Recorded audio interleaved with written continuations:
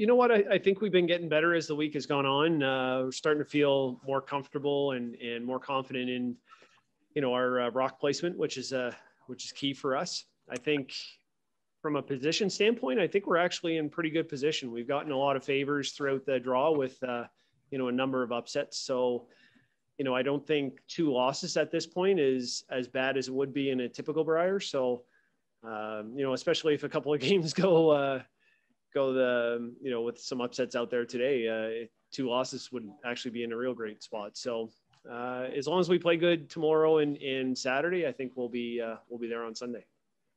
It feels good. Every game's kind of getting a little bit better, and communication's getting better and getting just that little bit more precise with our rock placement, like Brad said. So building into the next 4 games. Thank you. Yeah, it certainly will. Just like any other Brier, the last few that we've played in the pool play, when you get that crossover, everyone on the other side that makes it through is typically playing pretty well and got a handle on the ice. So we're going to have to continue, the tightening of the screws and getting a little bit more precise as we go on as well.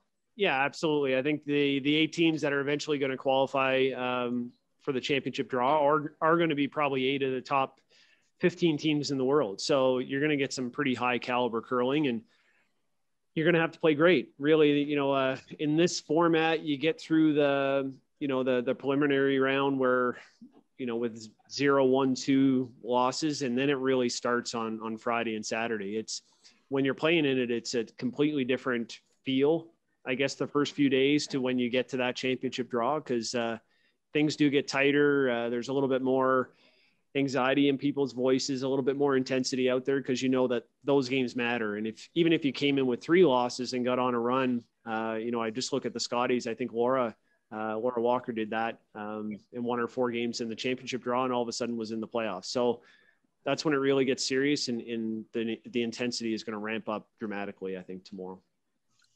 Yeah, it's pretty amazing. I think the amount of time he's been away from the game to come back and play at the level that he's playing at is pretty incredible, but not hugely surprised. I think Wayne's kind of one of those guys that when you watch him play, you just know he's a natural. Like, he has that natural talent. He has a, beautiful delivery, got a good sense for the game.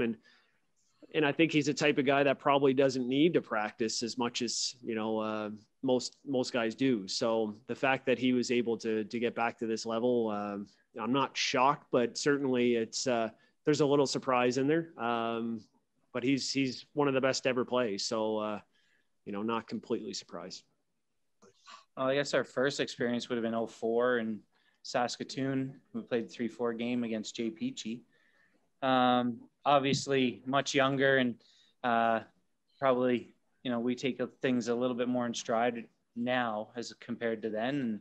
And, you still live and die on every shot, but that one miss here or there isn't the end of the world. We're a little bit more patient now as compared to what we used to be. And I think just experience from it all. You know that you belong there, and the guys out there that you can compete with. And some days you throw 90% out there and you might lose. Other days you throw an 80% and you could win. So it all depends on how the cards fall, and you just try to give your best every day. Thanks, guys. Yeah, definitely. We played last couple of games have been pretty solid. Today, I played quite well. Made some absolutely pistol freezes on us. Looked like we had them in trouble a few ends, and they were able to get their way out of it. And yeah, they played really well. Good sweeping, strong team too. They're I don't know, one kid there, he's a really good sweeper. So yeah, no, we played pretty solid out there today. Yeah, you just want to avoid as many losses as possible. Obviously, it's the same as any event. This one's even a little bit harder because there are more teams and more teams grouped together. It's still very possible that 8-3 could be out, and it's still very possible that 8-3 could be tied for first all the way to fifth. Like, there's so many different things on the table. It's just about getting on a roll and putting W's on the board and avoiding those losses. Yeah, we were a little off in the first half. Had a couple shots that were really close to putting them in trouble, and just you typically a little heavy behind the tee line, and you've seen all week there, they love to kind of play the freeze game in the 4-foot, and whenever we made a mistake, they jumped right on it, and a couple ends we barely had shots to score. So, but we bounced back, played a really good second half, and put some pressure on them, and that's the way we're gonna have to play the rest of the week. Yeah, well, we're gonna have to play great. There's no more easy games out there, and I think we've seen a lot of the top teams look like they're going to be rolling through here into the championship pool, but that's what you expect. You don't think that you're going to go there, and there's no more soft games at the Brier. Every game is going to have the playoff mentality of the semis and the final, and we're in a good position going in. I like where we're at, 7-1, and we control our own destiny to still claim the top spot if we run the table. So that's a good place to be. But we're going to have to pick up our game a bit. We've been playing pretty good, but few misses out of maybe me and John not setting us up early enough that we need to get on the same page, make it a little easier on Beej and Kev. And if we do that, we're going to be real tough to beat. Well, I think it's a bit of both. Obviously we had 3 really strong teams in Canada, that we had to play in our pool, in Saskatchewan, Canada, and Ontario.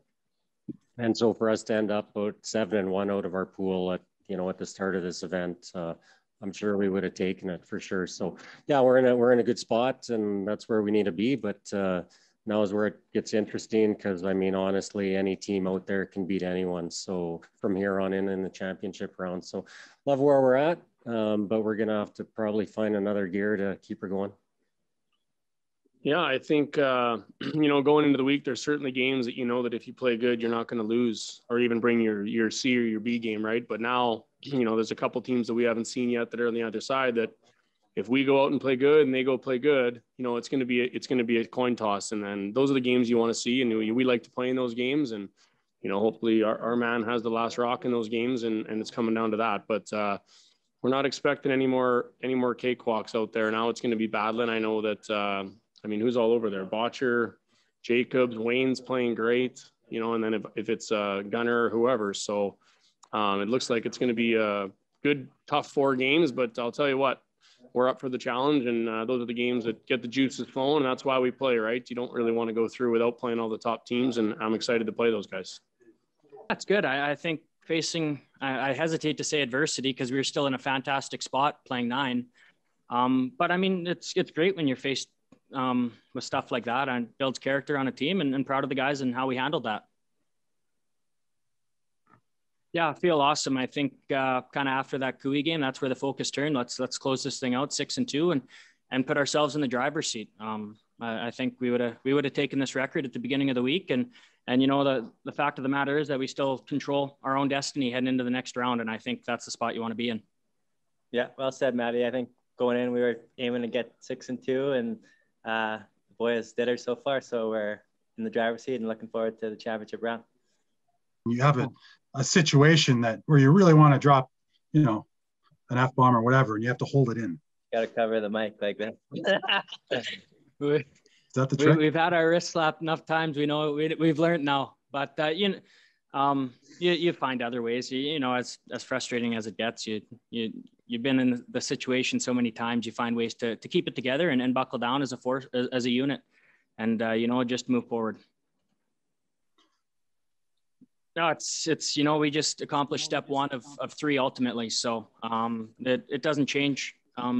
The Arena of the Rocks, everything stays the same come tomorrow. I don't even know who we play yet. So nothing changes. We're playing really well. We're in a good spot. We're in a really nice mindset right now, and feeling really good as a unit out there.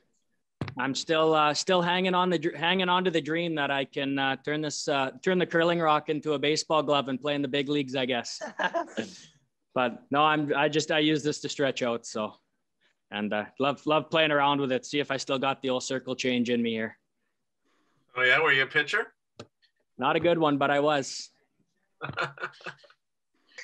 I should be on the course within the next month here, or who knows when. I know the courses back home are opened already. So when I get back home, I'll be back on the courses, and that slice is still in me apparently.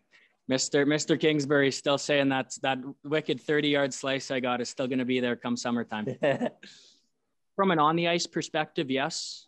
I think the perspective of the event itself actually being here enjoying competing again, being in difficult situations, feeling nerves, anxiety, anxiousness about games, you name it, like just having those feelings again and learning to appreciate those. And because we didn't have that for the last year. So that's how our perspective has changed, is we're out here trying to enjoy this as much as possible, because we haven't had curling in a year.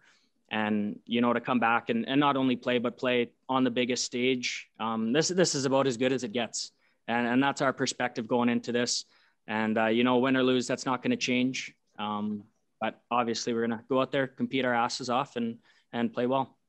So Matt, where did your nickname, the Sheriff, come from? And the same to you, Dustin, where did the Deuce come from? I won't dive too into the backstory about where the name came from. Just God called it. I laid the law down a few years back at a Grand Slam, and I was everyone's laughing at me. I can't name names, nothing. I can't give the whole backstory, but anyways, I laid the law down to another team because they were asking us something in a tiebreaker scenario. I said no chance we're doing that, and they came back and said, guy beats us once and he thinks he's the new sheriff in town. And ever since then, it kind of stuck. So. Yeah, mine's not as funny. It was just when I was little, my little brother used to call me Dusty, and then it got changed to Deucey, and then just got cut to Deuce, and stuck ever since.